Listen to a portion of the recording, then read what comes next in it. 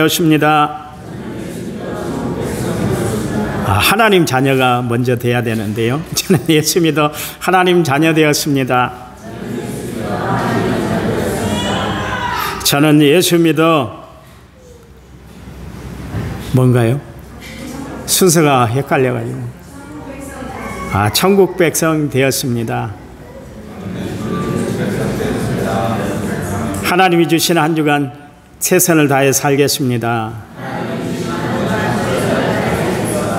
말씀을 아멘으로 순종하겠습니다.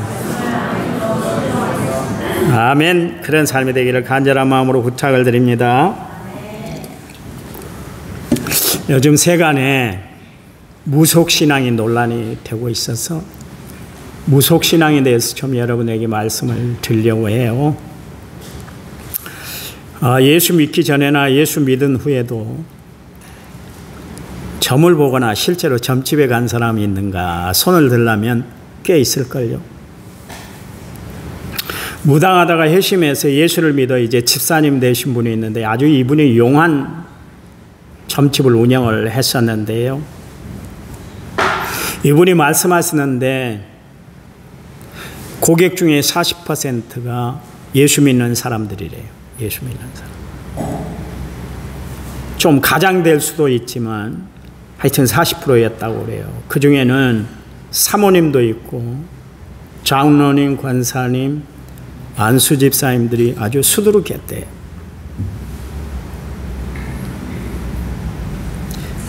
그것도 큰 교회 사모님들이 오셔가지고 수십 년 전에도 들었습니다. 이 사람이 이야기한 근간에 한 이야기고요. 수십 년 전에도 이야기를 들었는데 사모님들이 꽤 많았대요. 큰 교회.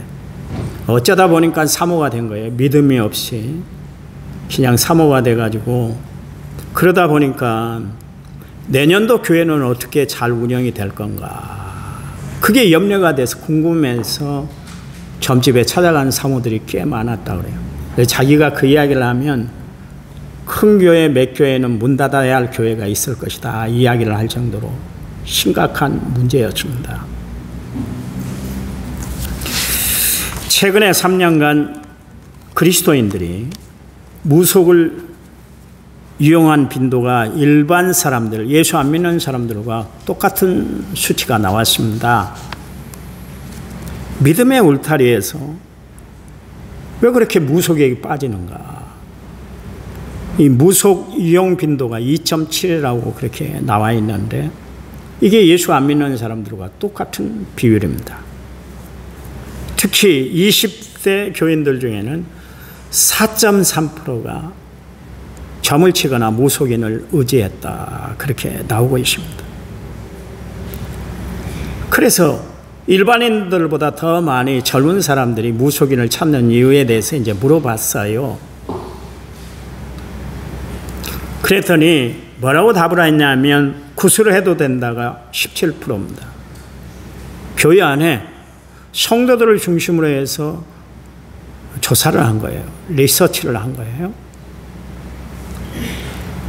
부적을 붙여도 된다가 24%, 고사 드릴 수 있다가 35%, 점 보는 것은 괜찮다가 절반 이상이 됐습니다. 그러니까 본 사람하고 봐도 된다 이 차이가 있는 것은 여러분 분명히 아셔야 됩니다. 그 20에서 30은 무속을 금하지 않았어요. 그거 금할 거 뭐가 있습니까? 그렇게까지 이야기를 했습니다. 상황에 따라서 할 수 있다. 이 비율이 높았다는 것을 알 수가 있습니다. 그럼 교회를 다니는데 불구하고 정말 전능하신 하나님이 살아계신다는 것을 믿고 고백하는 사람들이 어떻게 이렇게 무속을 의지하고 살아가는가?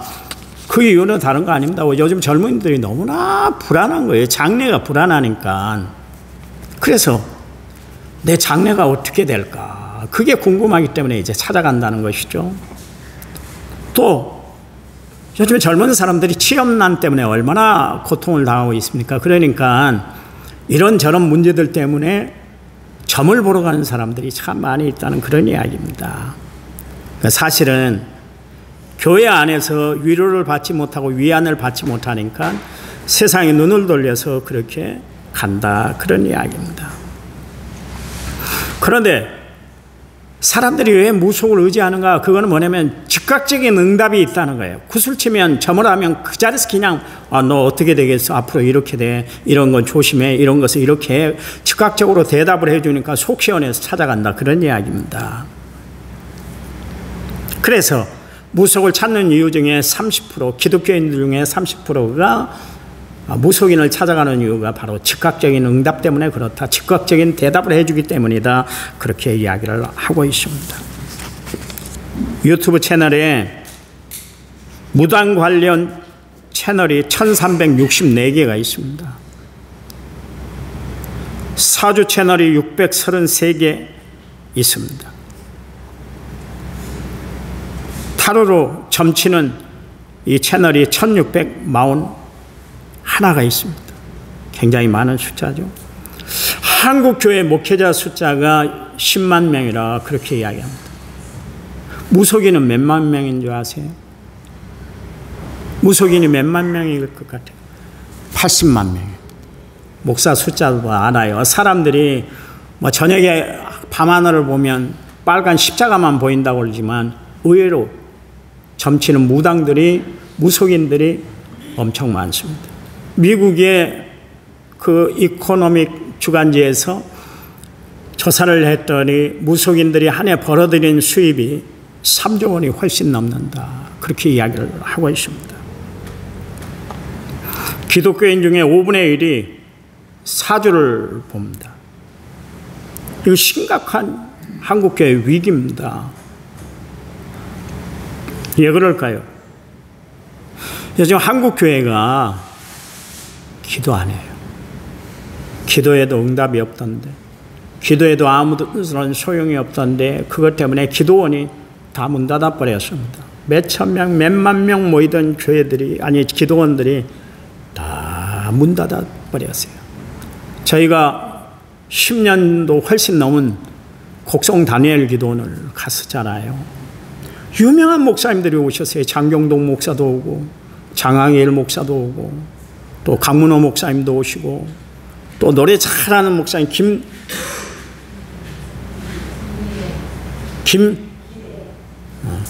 그 목사님도 오시고 그랬는데, 전에는 앉을 자리가 없었어요. 빨리 가야만 자리를 앉았었는데, 우리 가서 알잖아요. 한 200명 헐렁헐렁하게 있었어요.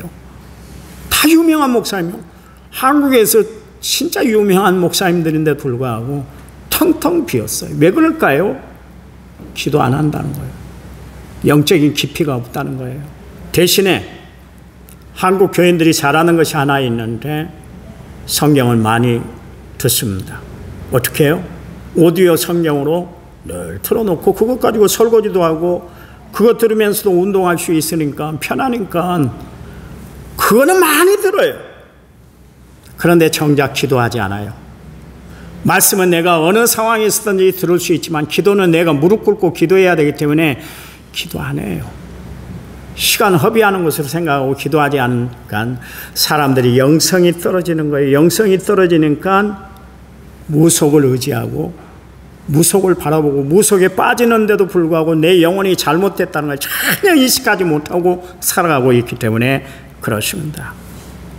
여러분, 신앙생활은 균형 잡힌 신앙생활을 해야 돼요. 디모데전서 4장 5절 말씀에 하나님의 말씀과 기도로 우리가 거룩해진다. 우리가 하나님 자녀다운 모습을 간직하고 살아갈 수 있는 방법은 뭐냐면 기도하고 말씀을 가까이 해야 된다. 그런 이야기예요. 그렇다면 왜 기독교인들이 그렇게 무속신앙에 그렇게 푹 빠져버리는가? 왜 그렇다면 기독교는 그것을 문제지 삼고 있는가? 다른 거 아닙니다. 여러분, 토착신앙, 이 무속신앙은 철저히 기복주의에 근간하고 있기 때문에 이게 참 무서운 거예요. 무서운 것이. 자칫 잘못하면 기독교의 정신, 십자가의 정신이 무너질 수가 있기 때문에 교회 안에도 이 무속이 들어와서는 안 되는 거예요. 보세요. 사람들은 산에 가면 산의 기운이 좀 신령하면 거기에 산신을 모십니다. 그래서 뭐라 그래요? 산신령께 빕니다. 그러면서 사람들이 손을 모아서 그렇게 절을 하고 합장을 하지 않습니까? 그리고 오래된 나무에 보면 나무에 영험이 있다고 생각을 해서 새끼질을 두고 당산제를 지냅니다. 당산신이 있다고 그럽니다. 바다에는 용왕신이 있어서 배를 진수할 때 고사를 지내고 그러면서 배를 띄우게 됩니다. 요즘도 그런지 모르겠습니다만 안 믿는 사람들이 차를 새로 구입하면 어떻게 하시는지 아세요? 보셨나요? 차 밑에다가 부적을 붙이는 사람들도 있고 차 밑에다가 뭐예요? 북어를 매달고 다니는 사람들도 있어요. 지금은 뭐 좀 많이 볼 수는 없습니다만 옛날에는 흔히 볼 수가 있었어요. 차 한 군데 딱 세워놓고 거기서 구슬하고 그리고 북어를 거기다 차 밑에다 달아놓고 그걸 달고 다녔어요. 북어가 지켜준대. 그 차의 안전을 지켜준대요. 아무 말도 못하고 맛대가리도 없는 그 북어가 깡마른 북어가 자기 차를 지켜준다고 그렇게 매달고 다니는 그런 사람들도 있었습니다. 하나님은 이런 무속신앙을 싫어하시고 배격하는 이유가 뭐냐면 하나님이 천지를 만드실 때 인간에게 모든 것을 다 다스리고 살라고 그랬잖아요. 지배하고 관리하고 살라고 그랬는데 그것들을 신으로 여기고 있는 것은 하나님의 말씀을 무시하는 것이고 하나님의 뜻에 어긋나는 행동을 하는 것이기 때문에 하나님이 싫어하세요. 하나님이 우리 인간을 만드셨는데 친히 당신의 성수로 인간을 만들었잖아요. 가장 존귀한 존재로 만들었어요. 그러니 인간이 더 존귀한 존재가 없어요. 다른 것을 만들었을 때 하나님의 말씀으로 다 만들었잖아요. 빛이 있으라. 빛이 있었어요. 야, 땅과 육지 나눠줘. 그래서 육지와 바다가 갈리게 됐지 않습니까? 공중에 새가 날아다녀 나무가 솟아나 그랬더니 나무가 다 자라났어요. 그런데 인간만큼은 하나님이 친히 성수로 빚어가지고 가장 존귀한 존재로 만들었어요. 그런데 가장 존귀한 자가 어리석게도 이런 신들을 섬기고 산다는 것은 있을 수 없는 일이기 때문에 하나님이 진노하시는 거예요. 진노하시는 거예요. 여러분, 토착신앙의 문제인 것이 뭡니까? 이 샤머니즘이 문제가 되는 게 뭐냐면 사상과 체계도 다 무너뜨려 버리는 거예요. 여러분, 불교의 문화가 몇 년입니까? 거의 2000년이 됩니다.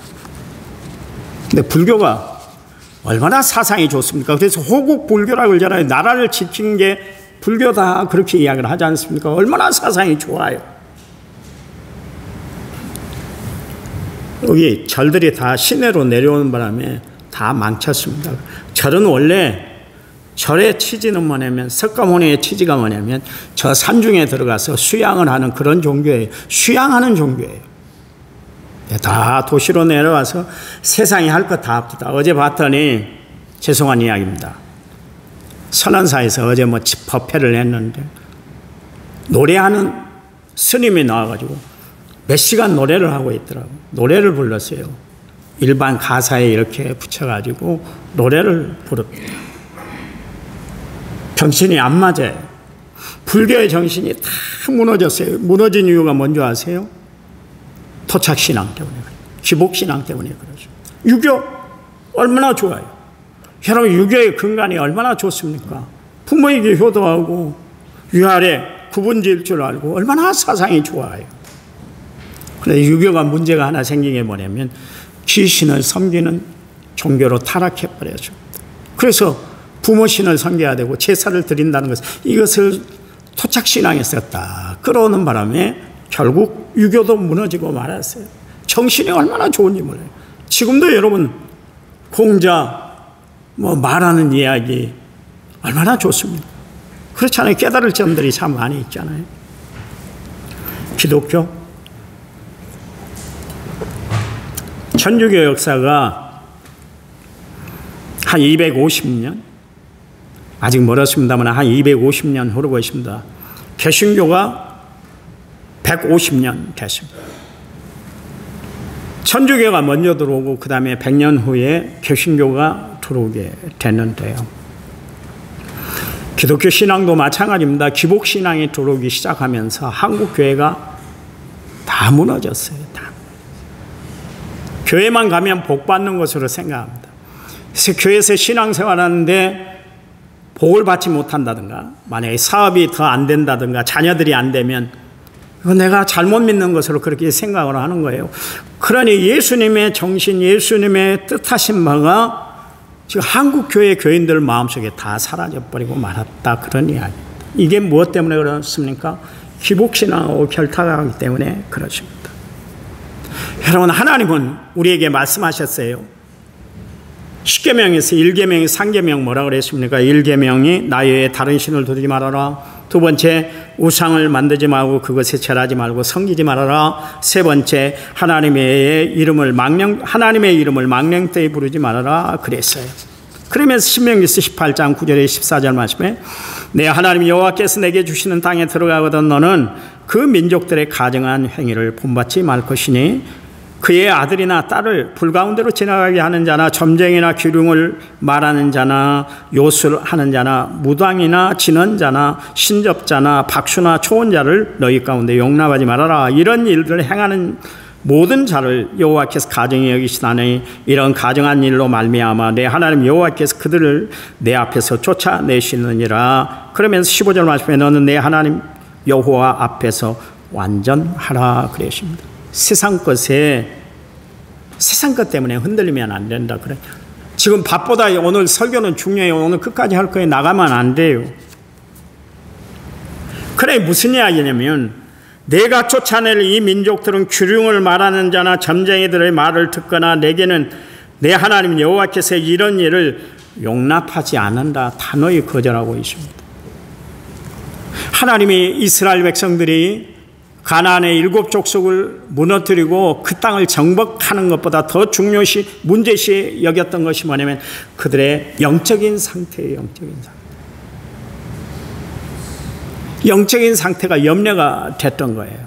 그들이 영적으로 무너지면 걷잡을 수 없는 사건들이 벌어진다는 것을 알았기 때문에 하나님께서 가나안 들어가기 전 이스라엘 백성들에게 이것에 대해서 염려하고 또 걱정하셨다 그런 이야기예요.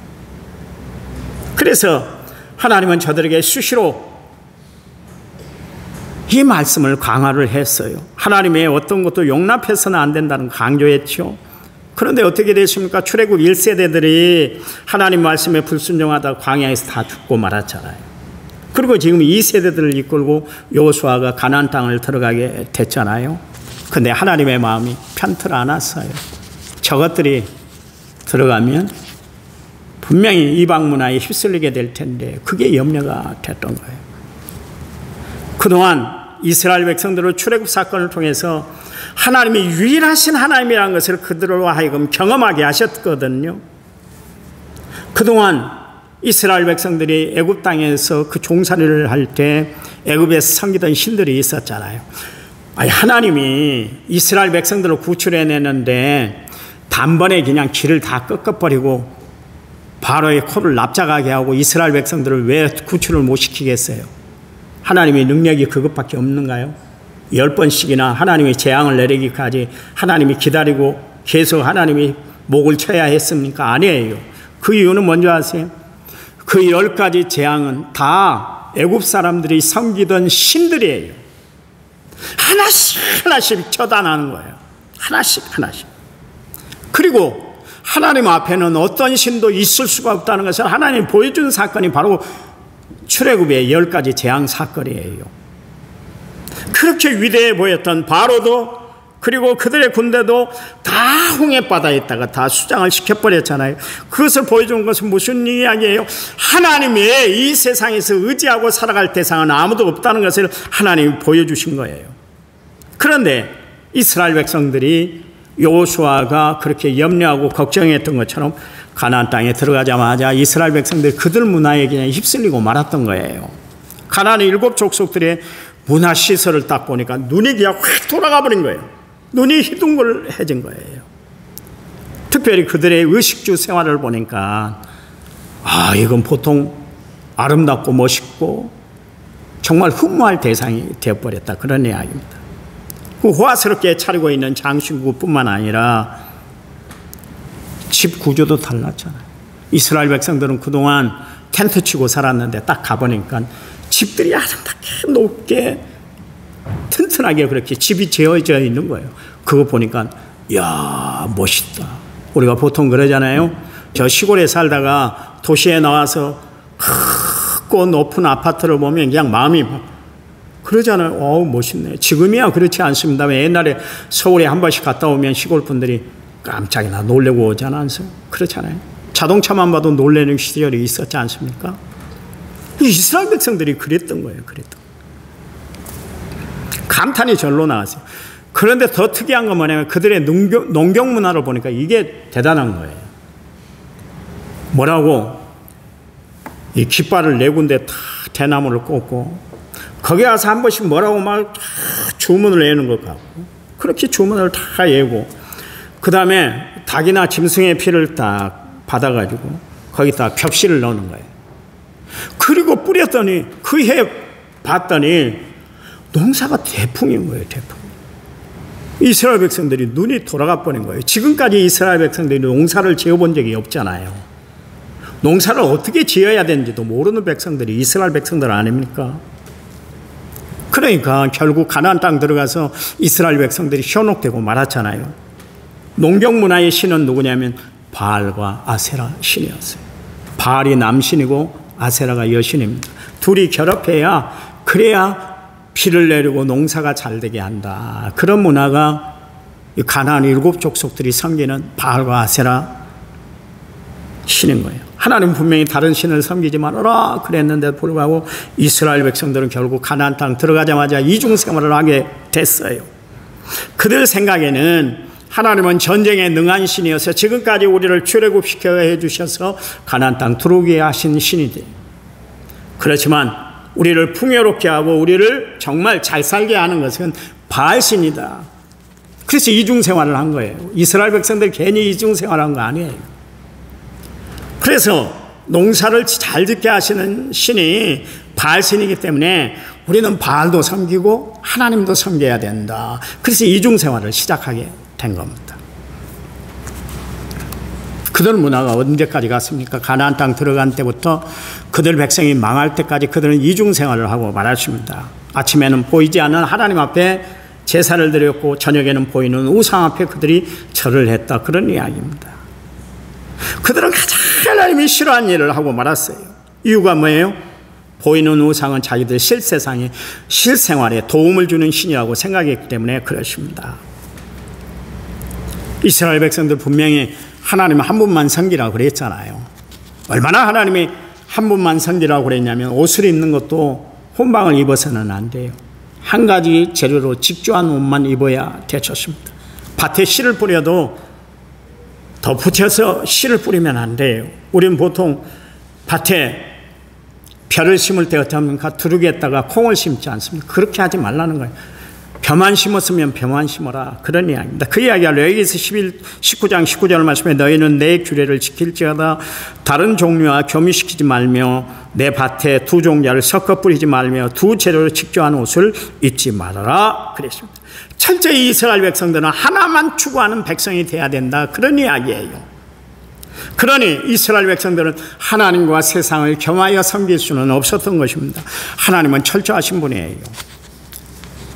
열왕기하 23장 24절 25절 말씀에 요시아가 또 유대 땅과 예루살렘에 보이는 신접한 자와 점쟁이와 드라빈과 우상과 모든 가증한 것을 다 제거하였으니 이는 대제사장 hil기야가 여호와의 성전에서 발견한 책에 기록된 율법의 말씀을 이루려 합니다. 요시아와 같이 마음을 다하며 뜻을 다하며 힘을 다하며 모세의 율법을 따라 여호와께로 돌이킨 왕은 요시아 전에도 없었고 후에도 그와 같은 자가 없었더라 그랬습니다. 많은 왕들이 이스라엘을 다스리고 남유다를 다스렸습니다. 39명의 왕들이 있었어요. 북이스라엘에 19명의 왕, 남유다에 20명의 왕이 있었어요.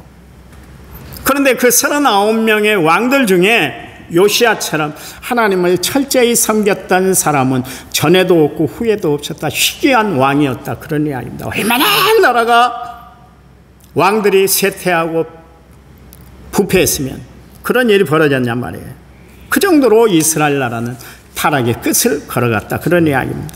그래서 예레미야서 29장 8절 말씀에 보면 만군의 여호와 이스라엘의 하나님께서 이와 같이 말하노라 너희 중에 있는 선지자들에게와 점쟁이에게 미혹되지 말며 너희가 꾼 꿈도 고지 듣지 믿지 말라 그랬습니다. 세상이 하나님의 일을 하는 선지자, 목사 이야기도 들을 곳이 없어. 그래서 목사까지 다 타락했다. 그런 이야기. 미가서 5장 11절 15절 말씀에 내 땅의 성읍들을 멸하며 내 모든 견고한 성을 무너뜨릴 것이며 내가 또 복수를 내 손에서 끊으리니 내게 다시는 점쟁이가 없게 될 것이며 내가 새긴 우상과 주상을 너희 가운데서 멸절하리. 내가 내 손으로 모든 것을 다시는 섬기지 아니하리라. 내가 또 내 아세라 목상을 너희 가운데서 빼버리고 내 성읍들을 멸할 것이며 내가 또 진노와 분노로 순종하지 아니한 나라에 갚으리라 하셨느니라 그러십니다. 그러면서 하나님이 무속신앙을 계속 너희들이 섬기고 이방신을 섬기면 내가 진노할 거야. 크게 화를 내. 그랬어요. 하나님은 우리가 우상 숭배하는 것을 싫어하세요. 여러분 아시나요? 제가 설교 때 한번 이야기를 했는데 인형이 있잖아요. 인형. 하나 들어가면 또 들어가고 또 들어가고 요만하게 만든 인형 있잖아요. 그거 버려야 됩니다. 그 지방에서 섬기는 무속이에요. 여러분 집에 있는 이런 가정한 것들이 있으면 다 버리셔야 돼요. 다 부적이 있으면 버려야 돼요. 하나님이 싫어하는 것이 있으면 버려야 됩니다.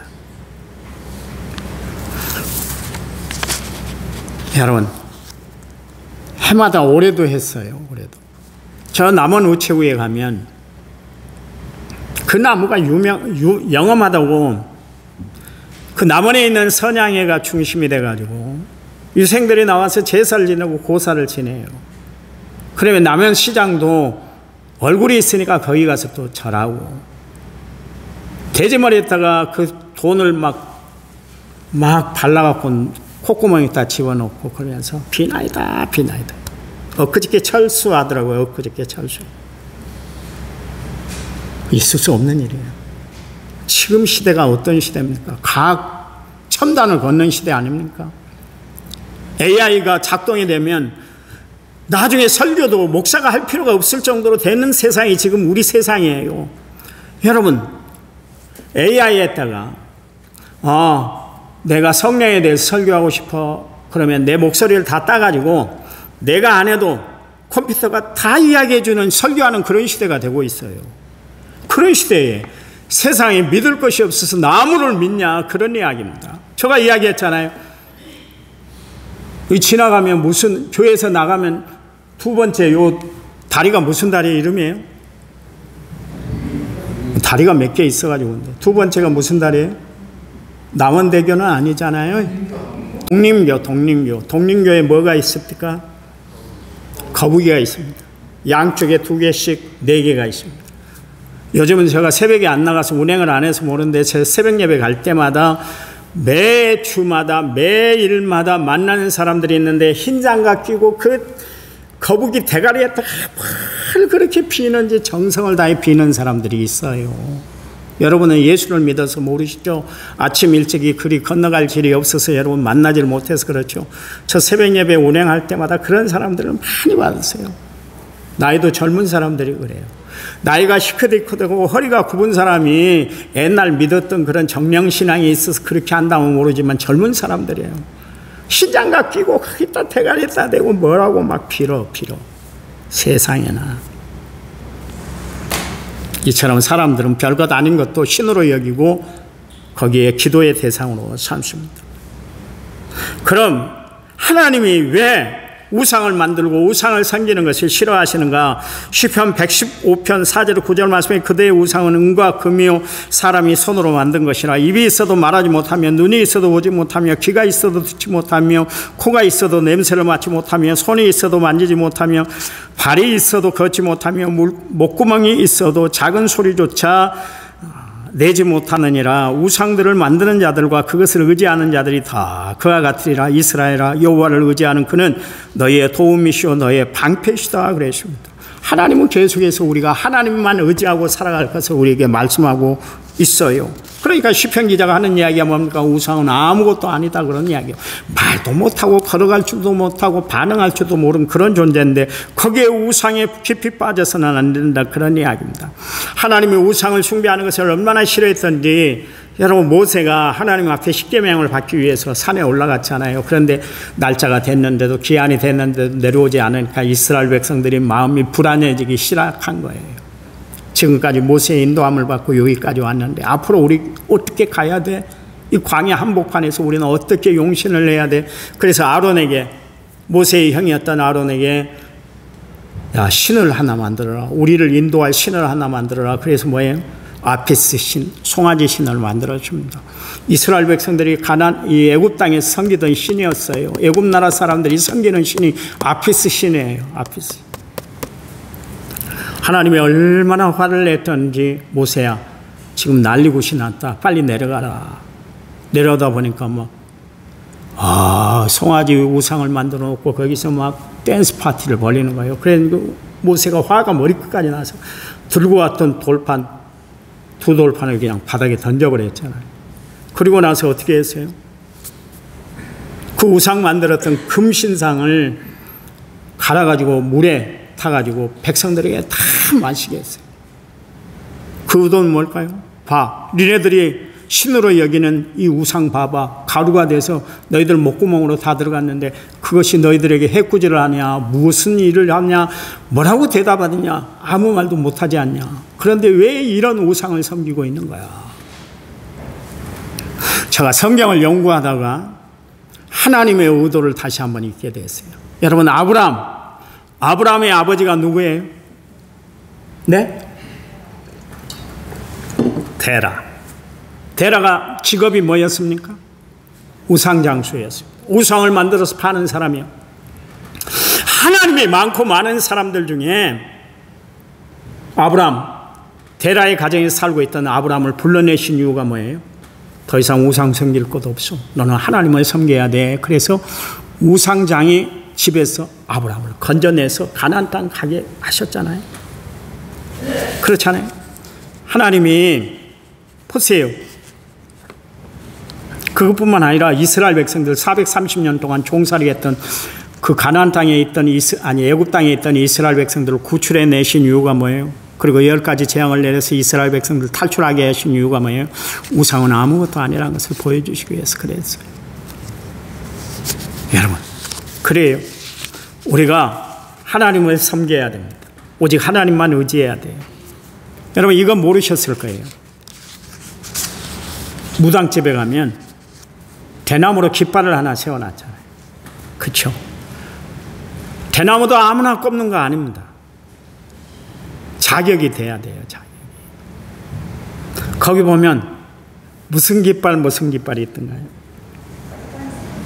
크게 그렇게 이야기하면 내 귀가 가는 게가 먹어서 안 들려요. 빨간색하고 하얀색 꼽아놓습니다. 어떤 집은 하얀색만 하나 있고 어떤 집은 빨간색만 있고 어떤 집은 빨간색 하얀색이 있고 그 위에 태극기를 꼽는 사람도 있습니다. 이게 영험받은 능력의 순서예요. 아무렇게나 빨간색 나는 녹색 꼽아야지 그러면 안 됩니다. 법을 위반해야 하는 거예요. 자기들 법을 위배하는 거예요.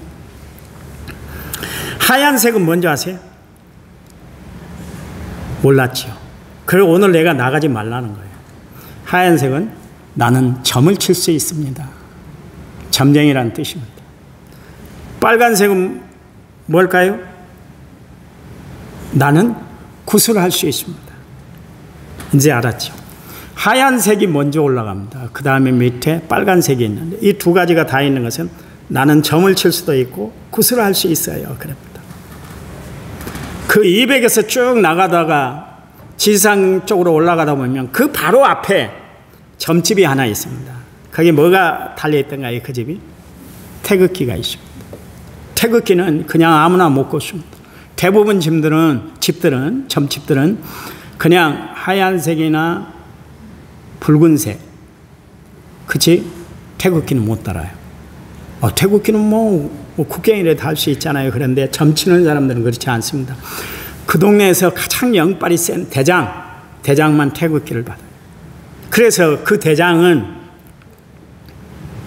자기가 구슬 안 해도 돼요. 점을 안 쳐도 돼요. 왜냐하면 밑에 있는 부하들 있잖아요. 하얀색 또 빨간색, 하얀색 빨간색만 달고 있는 그 무당들이, 무속인들이 공납금을 바쳐야 돼. 그래서 가만히 있어도 돈벌이가 다 되는 집이 태극기 달린 집입니다. 그게 대장이에요. 대장이. 여러분, 무속인 중에 남자를 뭐라 그래요? 박수, 활행이, 또 양정이라고 그렇게 부르고, 여자를 뭐라 그럽니까? 무당이라고 합니다. 그래서 남자와 여자를 합해서 무속인이다 부릅니다. 여자는 무당이고 남자는 박수예요. 박수. 제가 신학교 다닐 때 그 MT를 갔는데 강화도 만이산을 갔습니다. 만이산에서 뭐 합니까? 전국체전할 때 이렇게 불을 점화를 하는 곳이 만이산이잖아요. 그날 엄청 추웠습니다. 봄에 갔는데 산에는 엄청 춥잖아요. 그 산꼭대기 첨성당 바로 밑에 비닐을 치고 신내림을 받기 위해서 사람이 거기 있는데 옴짝달싹을 안 해. 우리 학생들이 그렇게 많이 갔어요. 일부러 첨성단에 올라가서 난리굿을 피웠습니다. 왜냐하면 엘리야가 그랬던 것처럼 그렇게 하려고 막 올라가서 찬양을 부르고 기도를 하고 막. 그래도 무속인이 나 지금 신내림을 받으려고 하는데 지금 무슨 짓이오? 제발 좀 내려가시오. 그런 말도 안 해요. 가만히 있어. 세상에 구원이 없는 종교, 하나님이 없는 종교도 자기 신내림을 받기 위해서 그렇게 열심히더라고요. 최선을 다하더라고요. 우리는 정말 예배에 집중하고 있는가? 정성을 다해 정말 예배를 드리고 있는가? 영과 진리로 하나님 앞에 예배 드리고 있는가? 다시 한번 우리는 깊이 생각을 해봐야 될 줄 믿습니다. 제가 여러분에게 읽어드리는 않지만은 계시록 21장 8절, 계시록 22장 15절 말씀에 하나님이 가장 둘째 사망을 주는 것이 뭐냐면 점쟁이들입니다. 여러분, 점쟁이는 의지할 대상이 아니에요. 여러분, 성경은 말씀하고 있잖아요. 우리에게 염려하지 말아라.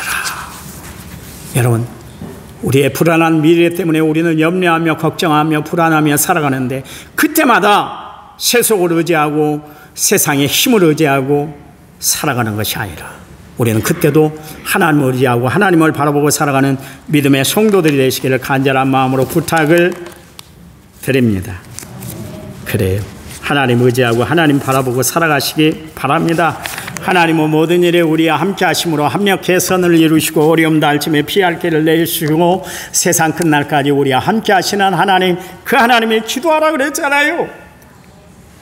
염려가 막 쌓일 때, 힘든 일이 있을 때, 내가 처리하지 못할 일이 있을 때 기도하라. 기도하면 하나님이 역사해 주실 줄 믿으시기 바랍니다.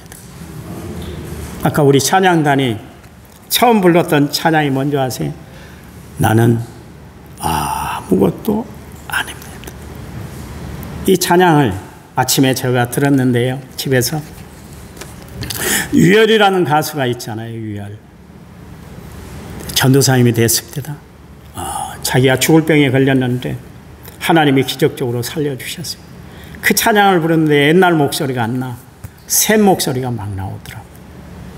얼마나 가슴 깊이 스며드는지. 그의 아내가 믿음이 좋았는가 봐요. 그 유열을 위해서 기도했대요. 다 죽은 목숨이었대요. 다 죽어갈 목숨이었대요. 자기는 소생할 수가 없었대요. 그래서 유언장까지 다 써놓으라고 의사가 그렇게 이야기를 했대요. 그런데 하나님 앞에 기도했더니 기적적으로 살려준 줄 믿으시기 바랍니다. 그래서 나는 아무것도 아닙니다. 그 찬양을 신앙 고백적으로 그렇게 간증하듯 그렇게 찬양을 부른 것을 아침에 제가 듣고 왔는데요. 하나님 감사합니다. 하나님의 우리에게는 다른 것이 없음을 분명히 기억하고 살아가는 저희를 내도록 도와 주시옵소서.